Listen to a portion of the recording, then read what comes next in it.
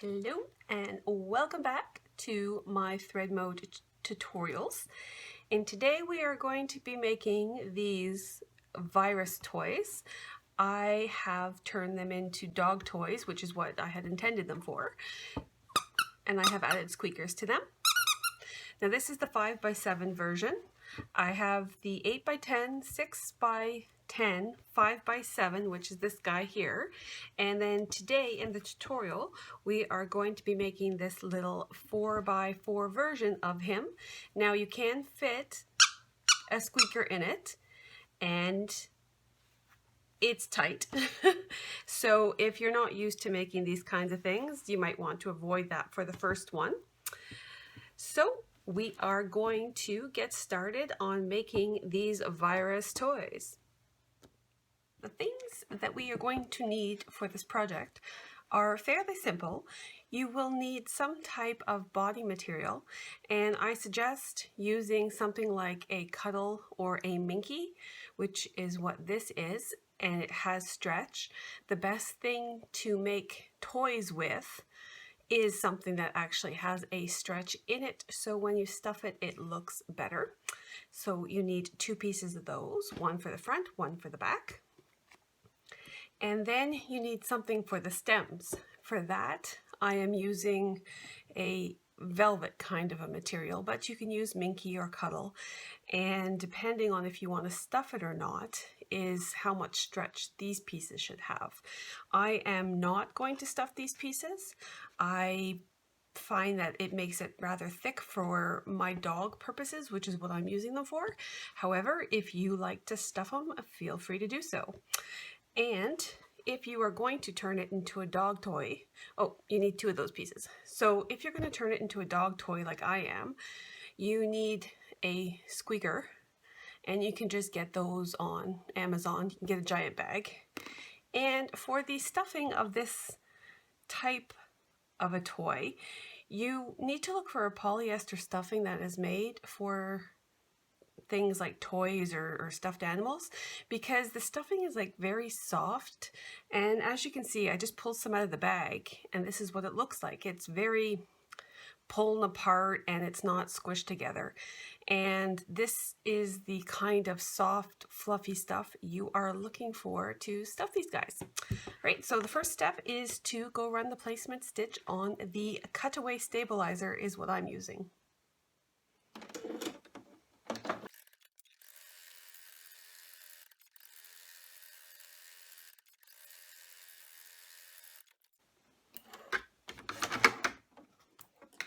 There, the placement stitch has been done, and the next thing that we need to do is take the pieces that will be used for the front and the back, and if you have a preference, you may need to cut it in half if you're doing a positional one, but I am not, and it doesn't matter to me which way this is going.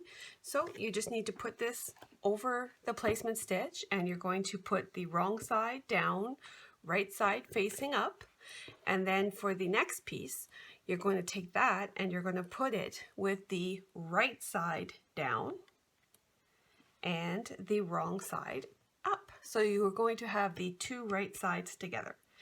And go ahead and tape that in place, and we are going to take it back to the machine and run the stitches that will keep these together.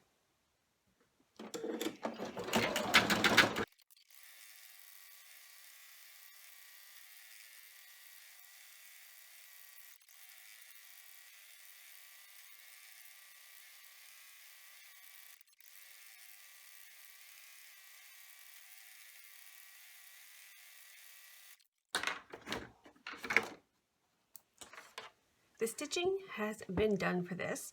It's a very quick process to make these little stems, not much stitching, just two color stops. So now the thing that we need to do is we need to take it out, and we will be cutting out these stems. And one of the things that I do is I like to keep the cutaway stabilizer for the stems because it will help hold the shape. However, if you've chosen to use a tearaway and you want to stuff it, go ahead, that is up to you.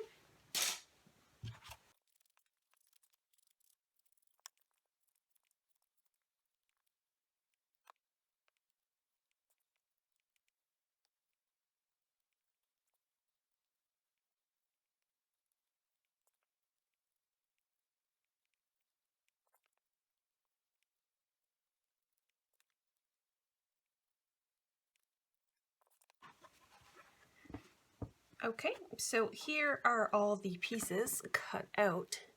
And one thing I do recommend is to make sure that you have snipped into the little corner area right there, so that when you turn, this little piece will stay nice.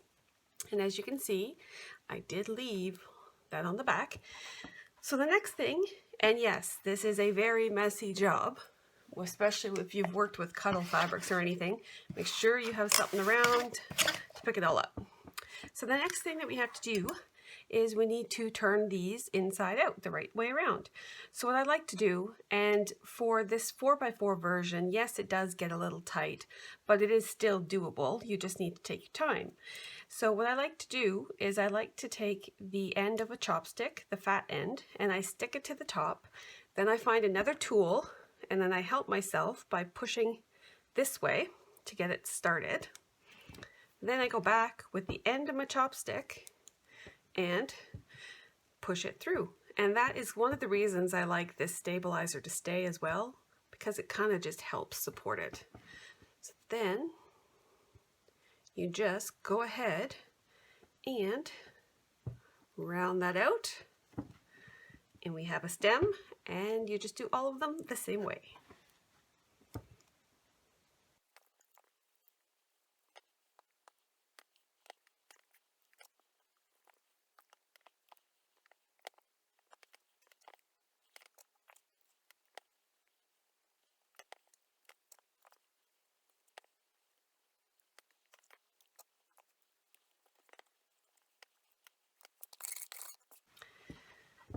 So here we have our pieces that we are going to need for these stems. So we will set these aside because they are done, and as you can see, I do have that paper in there, or the stabilizer. And the next thing that we need to do is move on to the circle part of the body, which will be hoop 2.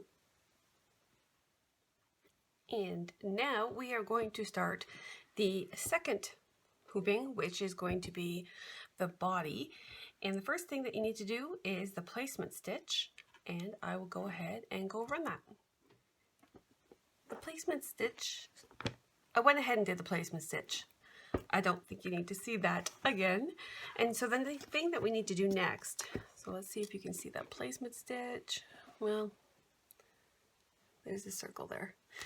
So the next thing that needs to happen is we need to add a piece of the circle material, and I highly suggest that you make sure this is stuck very, very, very well.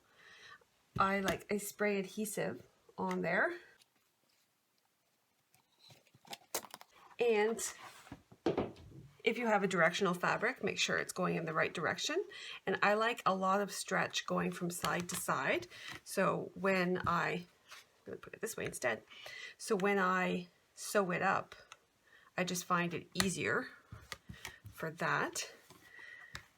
So smooth out your fabric and either tape it down, or I do use pins, but I always make sure my pins are nowhere near where it's going to be stitching. And then we are going to take it back to the hoop, and we are going to do a tack down stitch that is going to keep this in place. And at that same time, I really suggest with this type of a material that you use some sort of wash away stabilizer.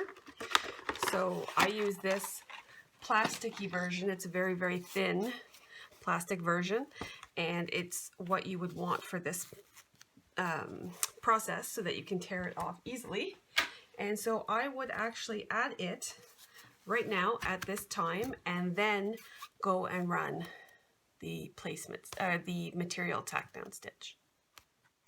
And before I take it to the machine after I've pinned it in place and I have the WSS, I just wanted to make a note that for these type of toys and for the bodies, you want to make sure you're using a tearaway stabilizer and not a cutaway, because you do need the stretch after the fact.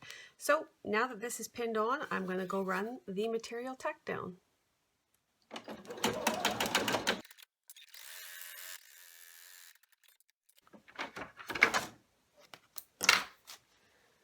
Okay, just to show you that has been done, there's the front and the back. And the next thing that needs to be done is there are some face details that are going to get run. So I'm not going to take it out of the hoop every time. I am just going to go ahead and run those details.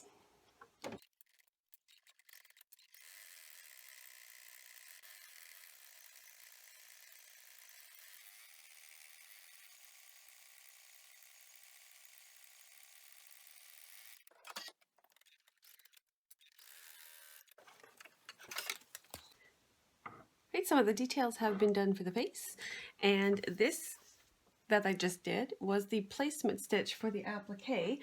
I think I forgot to mention that at the beginning. So if you're going to do the eyes a different color, then you can do that. So you run the placement stitch, and then you take a piece of material. I'm using felt. You place it over top, and then you will run the cut line stitch.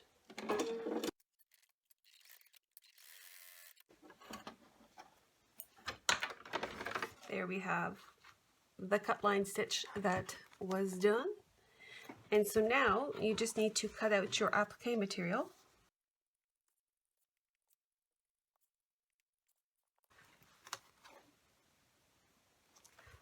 All right, so now what we need to do is we need to put this back in the machine, and it's going to run the tack down stitch, and then we're going to have a border on the outside, and after that we are going to do the black details of the face.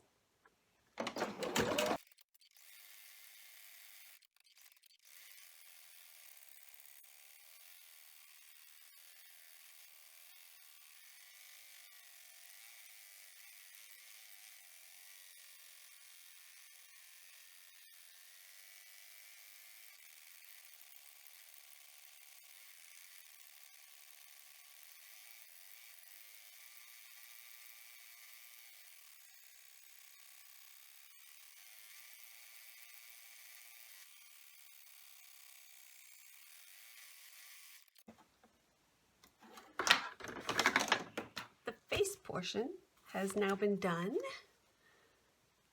So have a look at what we have here. And the thing that I like to do at this point is since we are done the face, I just like to take off my water soluble stabilizer.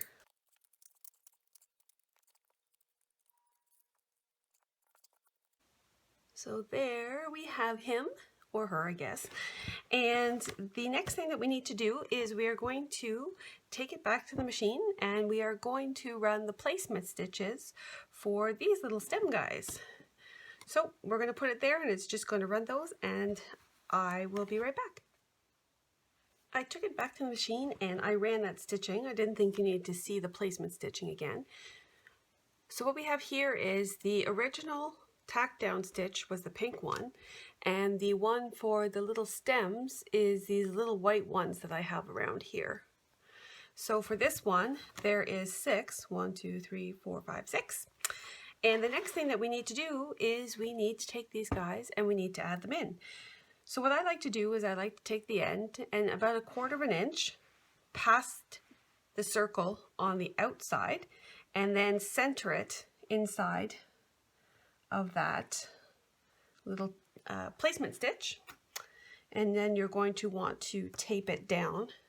Now if your machine likes to catch up on these things, I highly recommend using some Scotch tape and putting it down over there, so when it's running it's not going to catch up on that, and we're going to do that all the way around.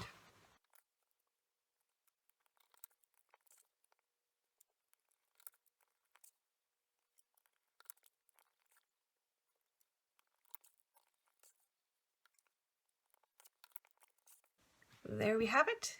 Oop, how about we turn it the right way? So there we have it. It is all taped in. And the next thing that we have to do is take it back to the machine, and we need to run the tack down stitches, which are going to hold all of those into place.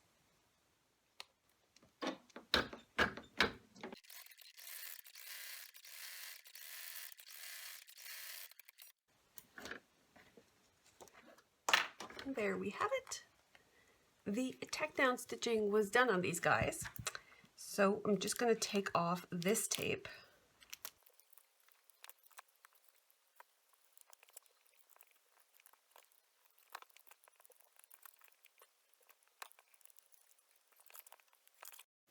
So I took off that tape. However, keep the other tape that you have in there to keep these guys down. It'll make stitching a lot easier. So the next thing that we have to do is we have to add the last piece of the body material. So just make sure that you're getting it to go the right way that you want it to go. So I like the stretch going sideways. And then make sure the nap is going in the right direction. Just make sure.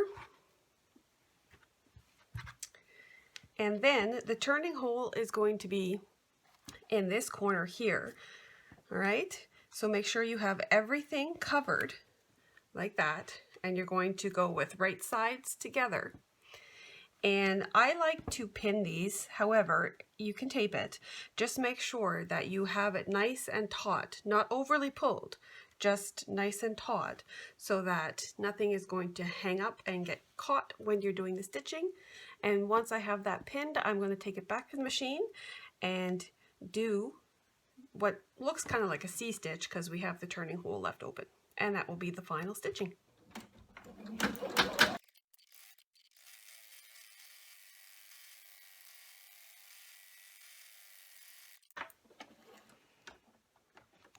And there we have it. We have the finished little virus toy.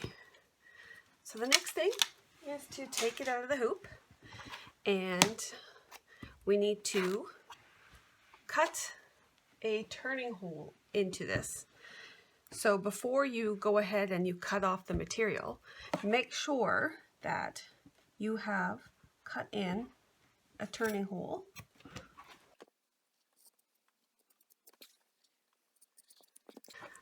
Like that. So this is where it is going to get stitched up after the fact.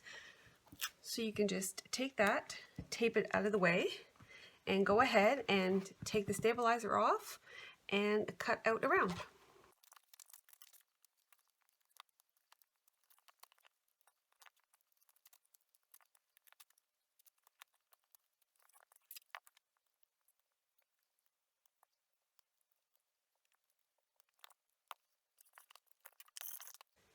And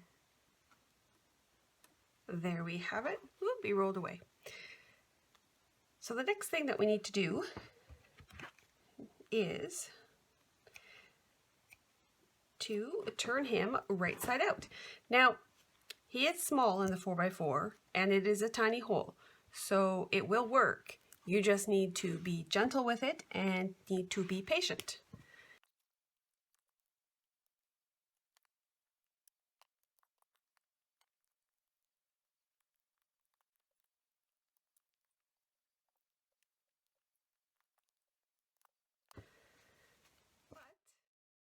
He is all turned now, and since this is the small one, the little 4x4 version, I have not used a squeaker in him yet, so I'm going to try and put one in and see how that works.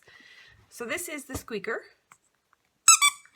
and this, because my dog can be a jerk, he likes to tear everything up, is a squeaker just encased in another piece of material. So I am just going to take a little bit of my stuffing and put a little bit of that in. Now, when you're stuffing things like this, the finer you tear the stuffing up, so the smaller you tear it, the better your item will be stuffed.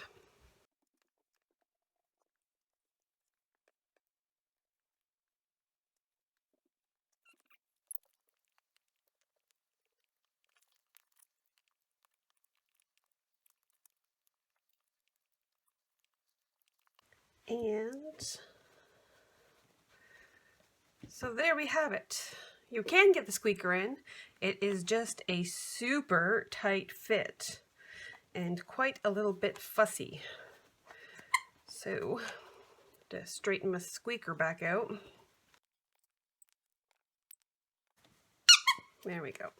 So it's in there. but it was a tight fit. So I am going to finish stuffing him up, and then I am going to ladder stitch this closed because that really is the best for little toys, and I will be back. And there we have it, guys.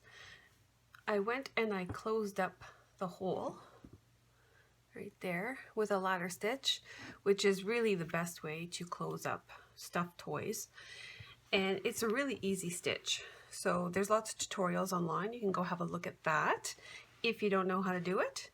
So this is the 4x4 version. He does fit a squeaker, but it's tough. And I really hope that you will make these and give some away and give them to the dogs to chew and destroy, because I mean, who wants these things around? And you can give it to the kids and they can throw them at each other and try to avoid getting the virus. Right, so I really hope you enjoyed this tutorial. Thank you very much for watching. Please give it a thumbs up, subscribe if you haven't, and have a wonderful day.